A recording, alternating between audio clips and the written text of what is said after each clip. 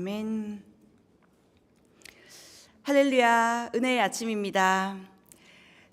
사도행전 8장은 이제 스데반의 순교 사건 이후에 복음이 퍼져나가는 그 상황을 기록하고 있습니다. 빌립은 지난 토요일 사도행전 6장 말씀에서 7명의 그 집사를 세울 때 등장했던 인물이죠.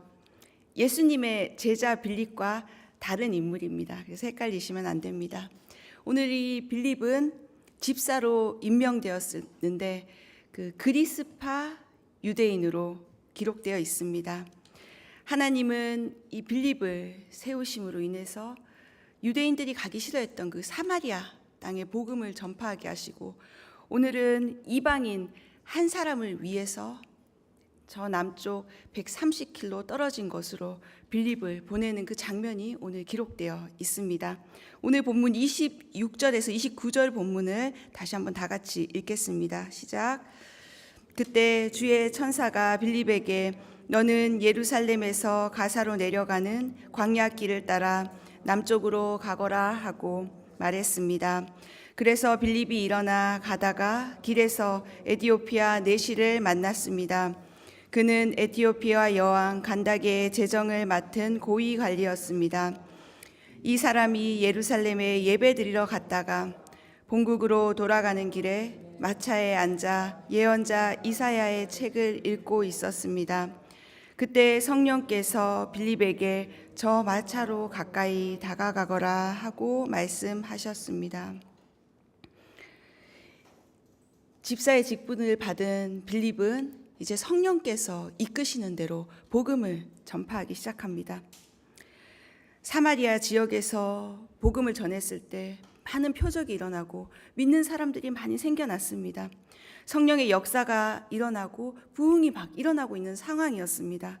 근데 이곳에서 좀 더 사역을 하고 복음을 전하면 더 놀라운 일들이 일어날 것 같은 그런 상황이었습니다. 그런데 오늘 주의 천사가 빌립에게 일어나 다른 곳으로 가기를 원하시며 빌립을 이끄십니다.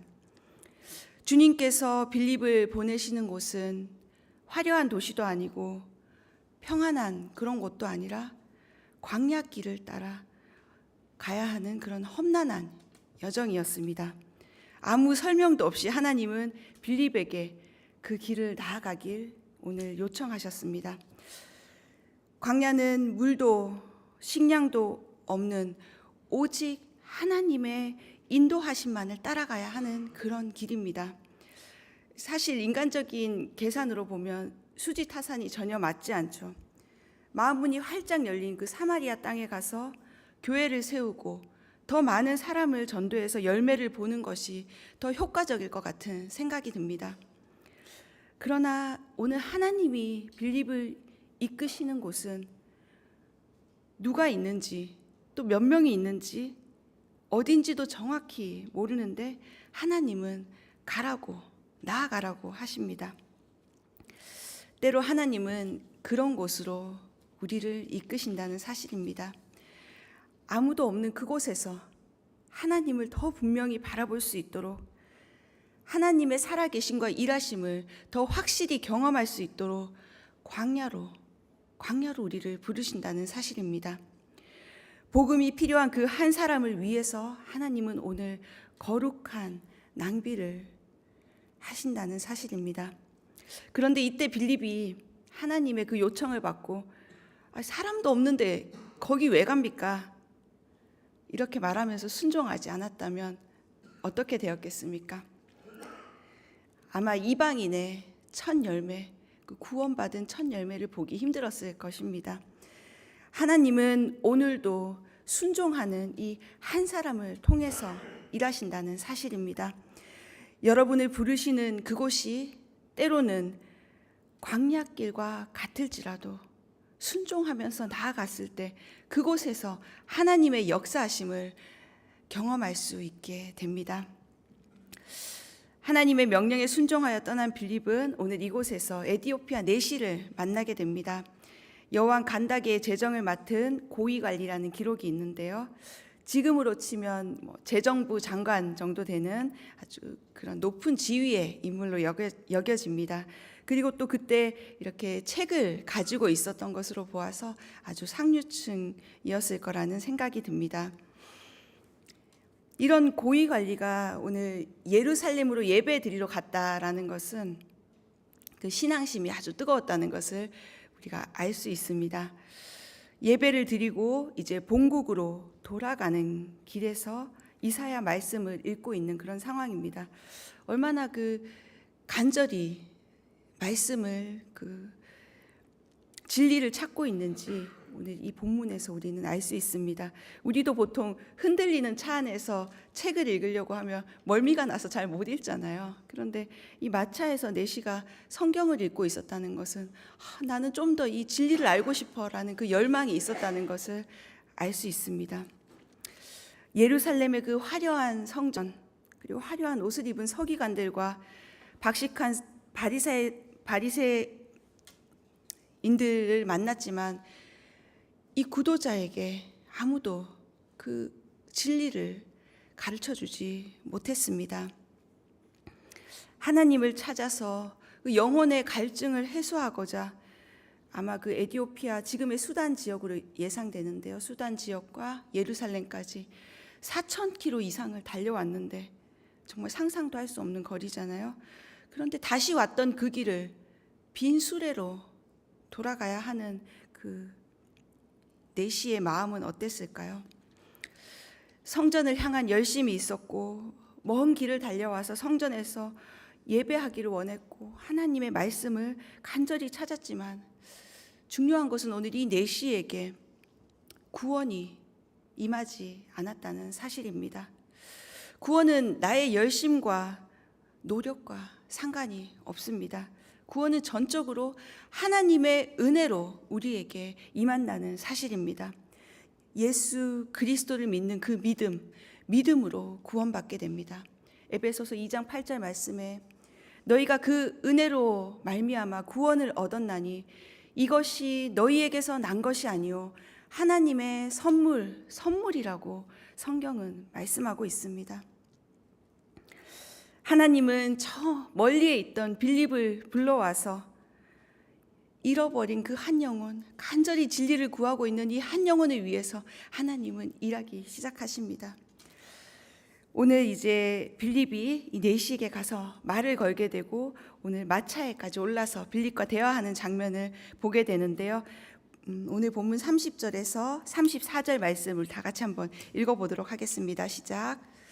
빌립이 마차로 달려가서 그 사람이 예언자 이사야의 글을 읽는 것을 듣고 그에게 지금 읽고 있는 것을 이해하십니까? 라고 물었습니다. 그러자 그는 설명해 주는 사람이 없는데 내가 어떻게 알겠소? 라고 대답하면서 빌립에게 마차에 올라와 자기 곁에 앉으라고 부탁했습니다. 그가 읽고 있던 성경 구절은 바로 이것이었습니다. 그는 도살장으로 향하는 양처럼 끌려갔고 털 깎는 사람 앞에서 잠잠한 어린 양처럼 그의 입을 열지 않았다. 그는 굴욕을 당하며 공정한 재판도 받지 못해 이 땅에서 그의 생명을 빼앗겼으니 누가 이 세대의 악함을 말로 다 표현할 수 있겠는가? 그 내시가 빌립에게 이 말은 누구를 두고 한 말입니까? 예언자 자신을 두고 한 말입니까? 아니면 다른 사람을 두고 한 말입니까? 라고 물었습니다. 네. 오늘 에티오피아 내시가 읽던 이 본문은 이사야 53장에 있는 말씀입니다. 이것은 바로 이 땅에 구원자로 오신 예수 그리스도, 그 하나님의 어린 양에 대한 말씀이죠.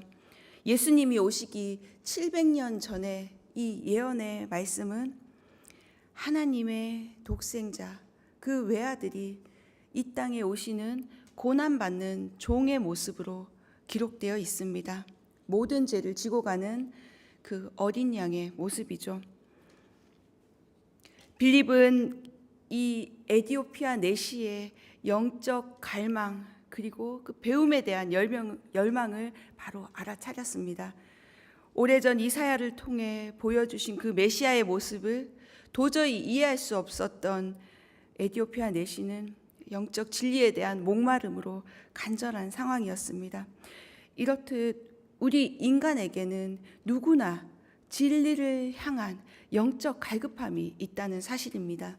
전도서 3장 11절 말씀에 하나님은 모든 것을 그분의 때에 아름답게 만드시고 사람들의 마음속에 영원을 사모하는 마음을 주셨다. 그러나 하나님께서 하시는 일의 처음과 끝을 다 알지는 못하게 하셨다라고 기록하고 있습니다. 영원을 사모하는 마음, 이 마음을 모든 인간에게 주셨다는 사실입니다. 이 내시만 궁금한 것이 아니라 지금 이 땅을 살아가고 있는 수많은 사람들의 마음 속에도 영원을 사모하는 그 갈급함이 있다는 것입니다. 우리 눈에 보이지 않지만 세상 어떤 것으로도 채울 수 없는 그 마음의 빈 공간이 오늘 사람들에게는 있다는 사실입니다.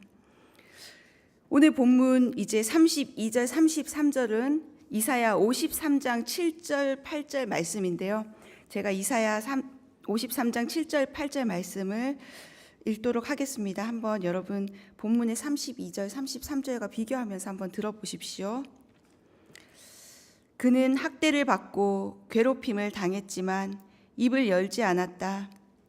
마치 도살장으로 끌려가는 어린 양처럼, 마치 털을 깎이는 잠잠한 어미 양처럼 그는 입을 열지 않았다.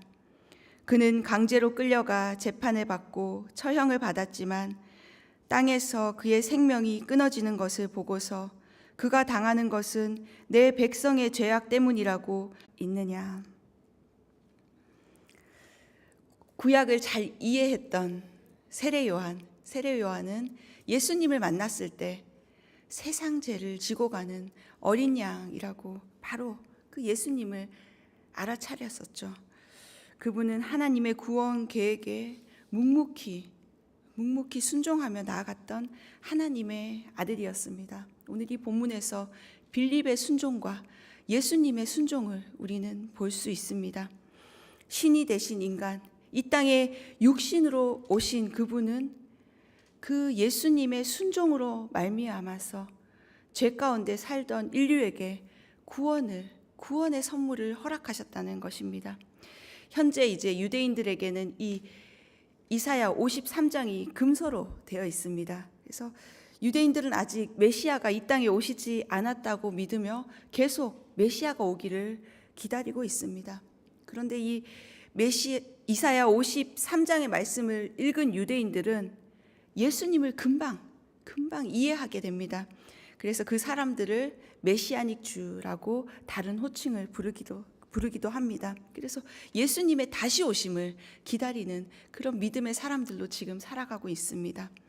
이처럼 예수님은 감춰진 비밀처럼 보이지만 간절히 사모하는 사람들에게는 예수님은 분명히 나타나 주신다는 사실입니다. 예수님을 믿고 구원받은 우리가 이 본문을 볼 때는 이 내용이 누구를 가르치는지 바로 알 수 있지 않습니까? 우리의 죄를 위해 십자가 지신 그 하나님의 어린 양 예수 그리스도를 이 본문이 나타내고 있다는 것을 우리는 성령으로 인해서 바로 깨달을 수 있는 그 축복을 받은 것입니다. 선물을 받은 것입니다. 우리에게 영원한 생명을 주시기 위해 이 땅에 오신 그 하나님의 아들이라는 것을, 이분 안에 영원한 생명이 있다는 것을 우리는 바로 알 수 있게 되는 것입니다. 하나님이 창조한 그 모든 사람들에게는 이 예수 그리스도의 구원의 선물이 필요합니다. 내가 비록 이방인이지만 복음은 나를 하나님의 백성으로, 하나님의 자녀로 삼으신다는 그 예루살렘 성전에서 이방인이기 때문에 자유롭게 예배할 수 없었지만 이제 나는 하나님을 믿고 하나님의 자녀가 되었다는 그 확신을 오늘 이 에티오피아 내시는 빌립을 통해서 깨닫게 된 것입니다. 오늘 우리가 믿는 이 복음은 제한이 없습니다. 그리스파 유대인이었던 빌립에게도, 그리고 이방인 에티오피아 내시에게도 어느 누구도 예수님의 이름으로 구원을 받을 수 있고 영생을 얻을 수 있다는 것, 그것을 오늘 이 사도행전 기록을 통해서 우리에게 알려주는 것입니다. 이것이 바로 사람을 살리는 복음의 능력입니다. 우리 교회는 이 예수 그리스도 십자가 상에서 보여주신 죄 없지만 고난받으며 죽기까지 우리를 사랑하신 그 살아있는 복음을 전하는 것, 그것이 바로 우리 교회의 사명인 것입니다. 오늘 본문 35절에서 40절 말씀을 한번 다 같이 읽겠습니다. 35절에서 40절 시작. 그러자 빌립이 그의 입을 열어 바로 그 성경 구절로부터 시작해서 예수에 대한 복음을 전해 주었습니다. 그들이 길을 따라 내려가다가 물 있는 곳에 이르게 되자 내시가 말했습니다. 보시오, 여기 물이 있소. 내가 세례를 받지 못할 이유가 어디 있겠소. 그리고 내시는 마차를 멈추라고 명령했습니다. 그리하여 빌립은 내시와 함께 물로 내려가 그에게 세례를 베풀었습니다. 그들이 물에서 나오자 주의 성령께서 빌립을 데리고 가셨습니다. 내시는 그를 다시 볼 수 없게 됐으나 매우 기뻐하며 가던 길을 계속 갔습니다. 빌립은 아소도에 나타나 가이사랴에 도착할 때까지 모든 마을들을 두루 다니며 복음을 전했습니다. 이제 35절에 보면 빌립은 성령에 이끌려서 담대하게 예수님의 복음을 전했습니다. 내시는 이 복음을 듣고 성령을 경험한 것입니다. 복음이 선포된 곳, 예수님의 이름이 선포된 곳에 성령님이 나타나십니다. 우리가 열정적으로 기도하고 노력해서 그냥 성령님이 임하시는 것이 아니라 그 예수 그리스도가 우리의 구원자 되신다는 그 복음이 선포될 때 성령은 그곳에 임하신다는 사실입니다. 그래서 예수님 믿는 사람 안에는 성령이 있습니다. 내시는 길을 가다가 물 있는 그곳에 만나자 빌립에게 세례받기를 원했습니다. 예수님을 영접해서 하나님의 자녀가 된 그 기쁨으로 충만했던 내시는 세례를 받는데 아무런 방해물이 없다면서 세례를 달라고 요청합니다.